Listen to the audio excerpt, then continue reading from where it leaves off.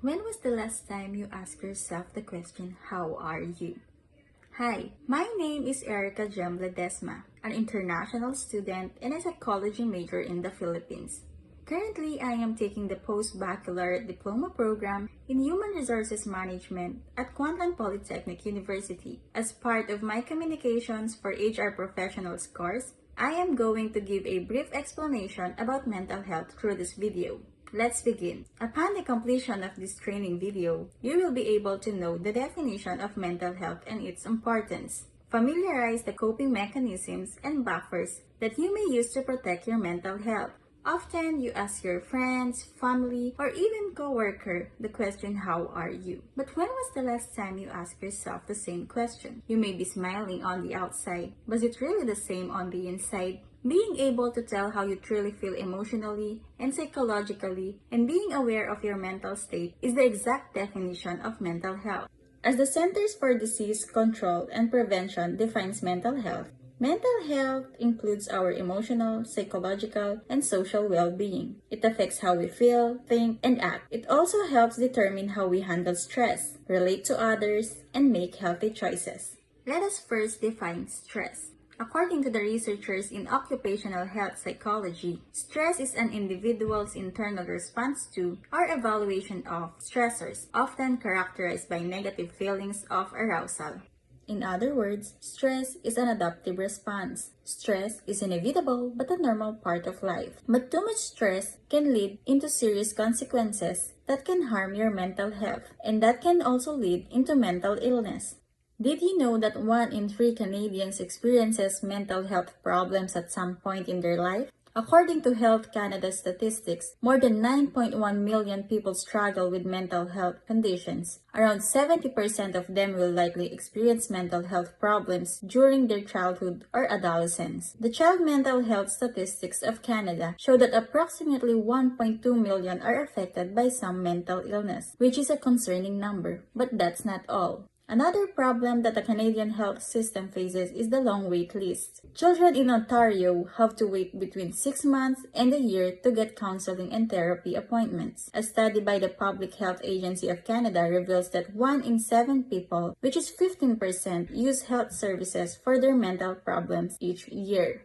Our mental health affects how we cope with life. It affects our relationship with others, work, hobbies and interests, and daily life. Poor mental health can lead into unproductivity and presenteeism. These can also result in strains. There are 4 kinds of strains: psychological, such as feeling irritable, depressed, anxious, and moody; physical, such as stomach upsets, the feel to vomit, and hypertension; behavioral, such as nail biting and nervous tics; organizational, like disturbances in interpersonal relationships. In order to avoid these strains, we must be aware of our stressors.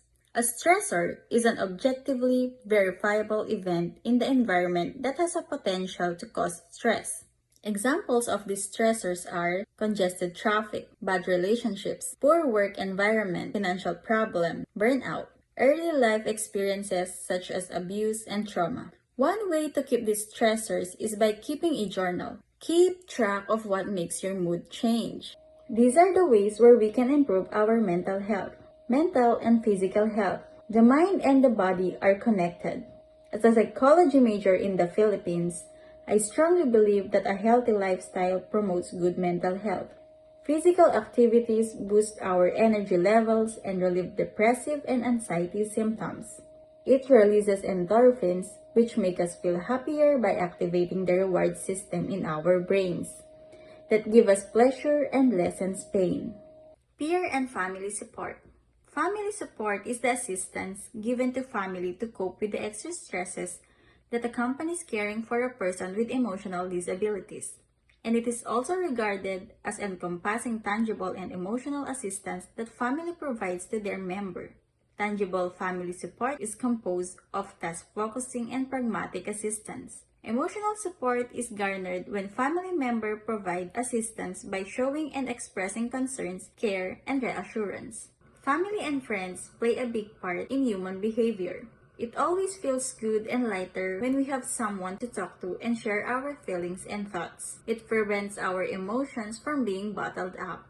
doing some activities. If you don't feel like talking to someone, you can always do reading, writing, or do your favorite hobby. It will allow us to express ourselves. We all have mental health, and it is as important as our physical health. Remember the ways on how we can protect our mental health. Identify our stressors, strains, and learn the best buffers that will work for you. Thank you for watching this video, and I hope that you can now answer the question, how are you, self?